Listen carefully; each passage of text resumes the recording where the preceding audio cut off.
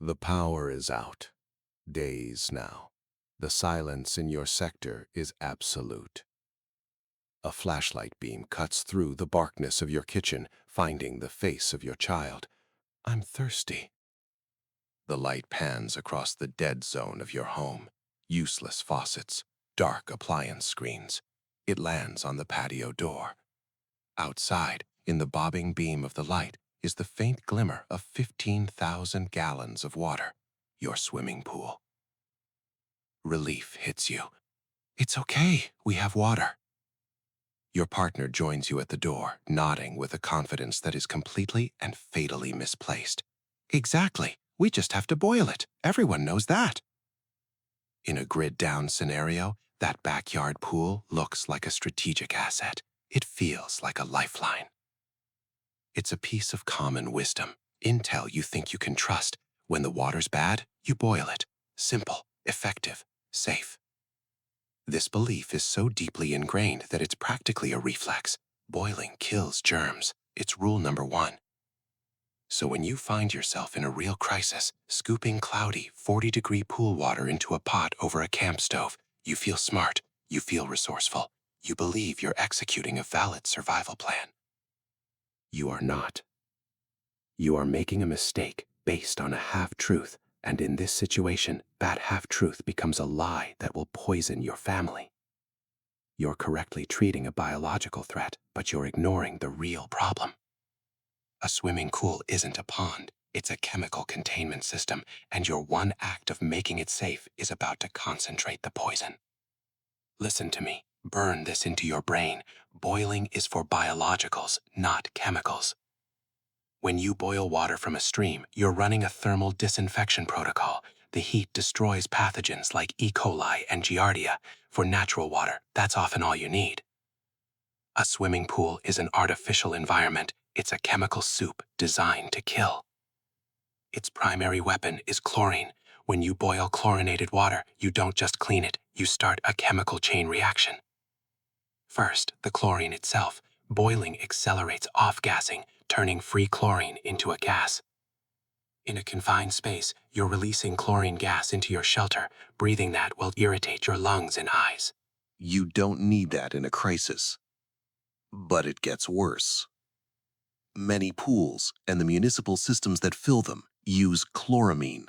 Chlorine bonded with ammonia. Chloramine is more stable than free chlorine, and boiling is not a reliable way to remove it. You can boil it for an hour, and you still can't be sure it's gone.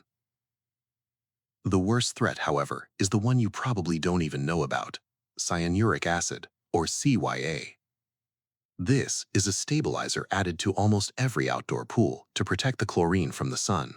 Cyanuric acid is non-volatile. That means when you boil the water, the pure H2O turns to steam, but the CYA stays right where it is. It doesn't go anywhere. The longer you boil, the more you reduce the water and the more concentrated the CYA becomes.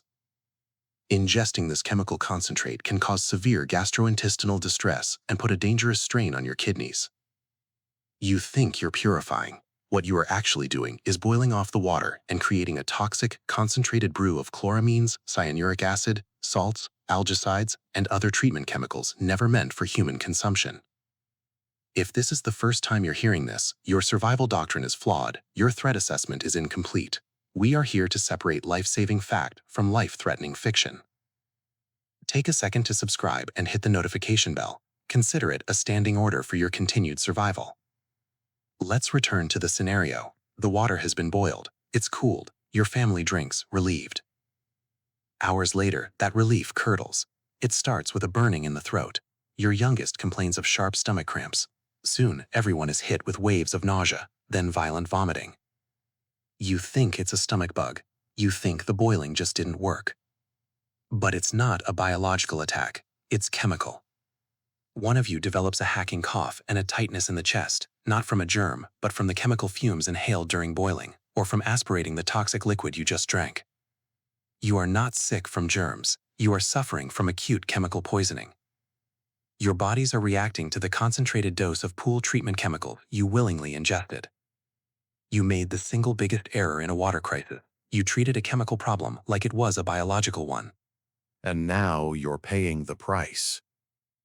So what was the correct procedure? How do you actually process pool water in a true grid-down emergency? You must accept this principle. Pool water is a source of last resort. It requires a multi-step process that addresses the chemical threat first. Boiling alone is not an option. It's a fatal error. Here is the correct sequence of operations. Step 1. Pre-filtration. Get the particulates out. Before you address any chemicals, pour the water through layers of cloth, a coffee filter, or a makeshift sand filter. You need to remove leaves, dirt, and any other suspended solids. Treating clean water is always more effective. Step 2. Chemical neutralization. This is the mission-critical step. You must neutralize the chlorine and chloramines before you do anything else. Your best tools for this are ascorbic acid, pure vitamin C powder, or Campton tablets. Campton tablets, sodium or potassium metabisulfite, are used by homebrewers for this exact purpose. One crushed tablet can neutralize the chlorine in about 20 gallons of water. You stir it in and wait 30 minutes for the reaction to complete. This breaks the disinfectants down into harmless chlorides. Step 3. Activated carbon filtration. After neutralization, the next threat is the dissolved chemicals, especially cyanuric acid. The primary tool for this is activated carbon. You can build a gravity filter out of buckets and pass the water through a thick layer of granular activated carbon. This is not charcoal from your fire. It's specifically engineered to absorb chemicals. A proper carbon filter will pull out the CYA and other chemical residues. Step 4. Microbial disinfection. Now, only after the chemical threats are neutralized and filtered out do you deal with the biologicals. This is when you finally boil the water. Bring the chemically cleansed water to a rolling boil for 1 full minute. This will terminate any remaining bacteria, viruses, or parasites. The sequence is everything. Pre-filter solids, neutralize chemicals, filter for dissolved compounds, then disinfect for microbes. Reversing this water or skipping a step puts you and your family in extreme danger. Boiling first is the mistake. Boiling last is the protocol. The belief that boiling fixes everything is one of the most dangerous pieces of bad intel in the survival world. It provides a false sense of security when you should be at your most vigilant.